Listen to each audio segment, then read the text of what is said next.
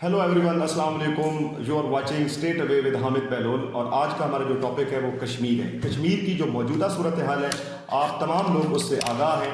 बच्चों के पास दूध नहीं पहुंच रहा, मरीजों के पास अद्वियात की कमी है, वहाँ पे किसी किस्म का भी रब्ता नहीं किया जा सकता, मोबाइल सर्विस बंद कर दी गई है, इवन लैंडलाइन नंबर जो है वो भी बंद कर दिए गए हैं। इसी टॉपिक के ऊपर आज हमने बातचीत करने के लिए IGS न्यूज़ के स्टूडियो में एक ऐसी शख्सियत को बुलाया है जो अहले सहाफ़त और अहले कलम में अपना एक मुनफरिद मकाम रखते हैं, सीनियर जर्नलिस्ट हैं। हमारे साथ स्टूडियो में मौजूद हैं शुएब मरगूब साहब। मरगूब साहब, बहुत शुक्रिया, आप IGS के स्टूडियो में आए, आपको वार्म वेलकम करते हैं। सर, मौजूदा जो सूरत हाल है कश्मीर की, उसके ऊपर हमने आपको बातचीत करने के लिए तकलीफ दी है, लेकिन सबसे पहला सवाल जो आज आप ही ने एक खबर ब्रेक की है कि हमारे जो फॉरेन मिनिस्टर हैं शाह महमूद कुरैशी साहब, उन्होंने 19 सितंबर लास्ट डेट थी, UN में करारदाद ही जमा नहीं करवाई। जी हाँ, हुआ यूँ कि जो पीछे सेशन हुआ था इसका, बंद कमरे में इजलास हुआ था सलामती काउंसिल का, उसमें ये चीज़ सामने आई थी कि इंडिया की कोई करारदाद है नहीं। अगर आपको याद हो तो कुछ अर्सा पहले यूनाइटेड नेशन ने जो अपनी वेबसाइट पर अपडेट्स की थी, जो कुछ उसके पास रेजोल्यूशन मौजूद थे जो अपना हल नहीं हुए थे, हल तरफ जो मामला थे, उनमें कश्मीर का एजेंडा शामिल नहीं था। तो फिर चाइना ने जब एक लेटर लिखा, पाकिस्तान ने पहले लिखा कि इसका सेशन बुलाया जाए, कश्मीर में जो कुछ हो रहा है। उसके बाद चाइना ने कहा कि आप बंद कमरे में इजलास बुलाएं। बंद कमरे में इजलास बुलाने का मतलब ये था कि इजलास को बुलाया जाए, वरना पाकिस्तान के अपील पर इजलास नहीं होना था। तो जब वो इजलास हुआ तो उसमें रशियन प्राइम मिनिस्टर, उसमें डिप्टी मिनिस्टर ने कहा कि किसी ने कहा कि ये तो रेजोल्यूशन 1948 से चला आ रहा है। उसने कहा मैं तो पैदा भी नहीं हुआ था, मैं तो 70s में पैदा हुआ था। तो मतलब ये इस तरह की भी डिबेट उसमें हुई थी। तो एंड ये हुआ था कि पाकिस्तान जो बाद में इस पर एक रेजोल्यूशन लाएगा, जिसके लिए 19 सितंबर 1 बजे तक का टाइम डेडलाइन तय हुई थी। अब हमें ये चाहिए था कि हम ये करारदाद 19 सितंबर तक पेश कर देते, ताकि जब 23, 24, 25 को आगे इसमें डिबेट्स होनी थी तो उसमें इसका होना था। अब इंडियन मीडिया इस पे जश्न मना रहा है, आज से उसने जश्न मनाना शुरू किया, जिसकी मेन रीजनिंग ये है कि वो ये इंतजार कर रहा था कि डेडलाइन निकल जाए, ताकि पाकिस्तान के अंदर से हमारे गवर्नमेंट पे प्रेशर ना आ जाए। अगर इंडियन गवर्नमेंट पहले से ये कहना शुरू हो जाती है, इंडियन मीडिया ये कहना शुरू हो जाता कि रेजोल्यूशन के लिए इनको टाइम फ्रेम दिया गया 19 सितंबर तक का, तो हमारे अंदर से भी एक शोर होना था कि भाई पेश करो। ठीक है। अच्छा, हमारे मीडिया को तो इल्म ही नहीं था कि ऐसी कोई सिचुएशन वहां पे डेवलप हो रही है कि हमने दोबारा से कोई रेजोल्यूशन देना है फ्रेश सिचुएशन के बारे में जी। वो हमने नहीं दिया।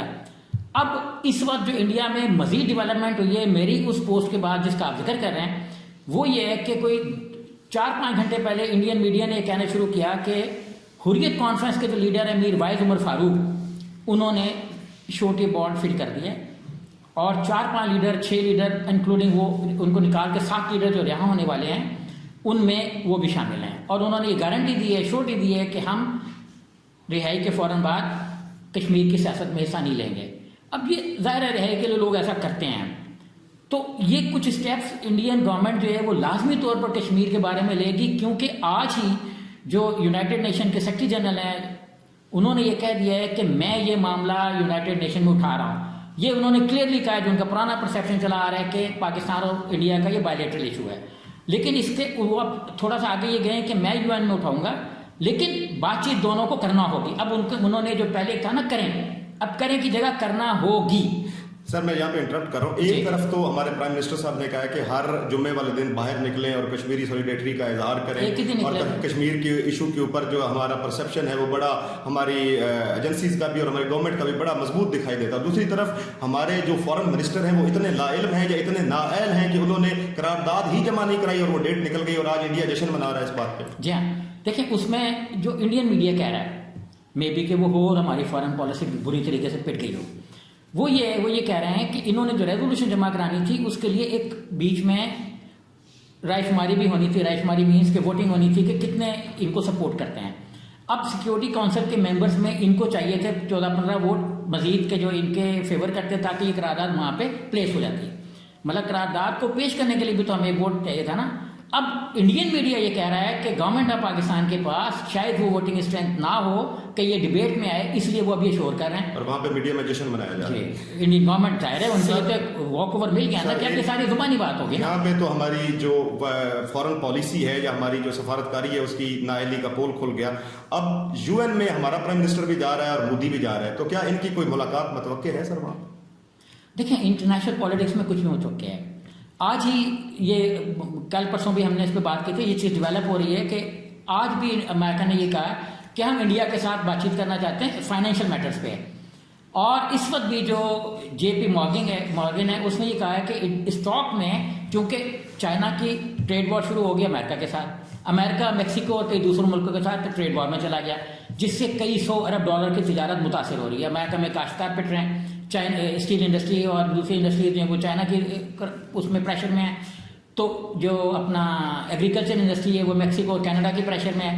तो अब इन इंडस्ट्रीज के दबाव में आने के बाद स्टॉक मार्केट में इन चीज़ों पे प्रेशर आ गया। इन मुल्कों की जो है ना वो स्टॉक में जितना बेहतरी आनी थी वो नहीं आई।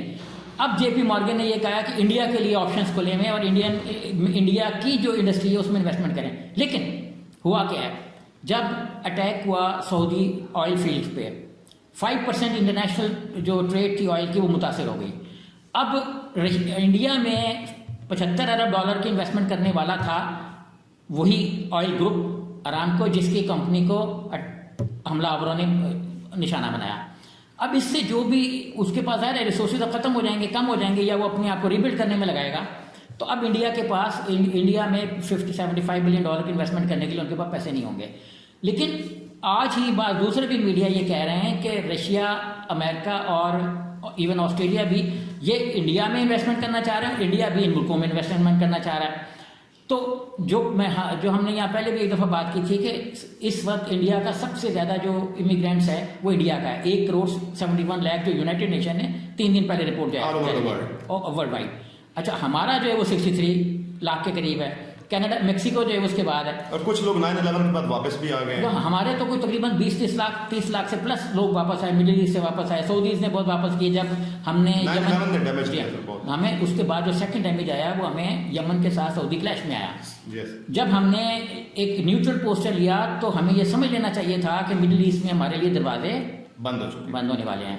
और एक चैनल पे एक आदमी का इंटरव्यू चल रहा था सऊदीया में, एक हमारे यहाँ के बड़े हैं, उन्होंने ऑनलाइन लिया, मुबशिर लुकमान साहब ने। तो आदमी ये कहने वाला था कि सऊदीया में आप मतलब इस तरह का उसने भी लफ्ज़ बोला था कि उसको ड्रॉप कर दिया। उसके कहने का मतलब हम जुमला को कंप्लीट कर लेते हैं कि अगर पाकिस्तान ने सऊदीज़ का साथ ना दिया तो हम पे बुरा वक्त आ जाएगा। और आप देखें कि मुत्तहिदा अरब इमारात और ये हमें इंटरनेशनल पॉलिटिक्स में हम सपोर्ट नहीं कर रहे, हमें फ्रेंकली इस चीज़ का इतराफ़ कर लेना चाहिए। तो अब जो इन्वेस्टमेंट में कन्वर्ट होगी फॉरेन पॉलिसी पहले भी थी।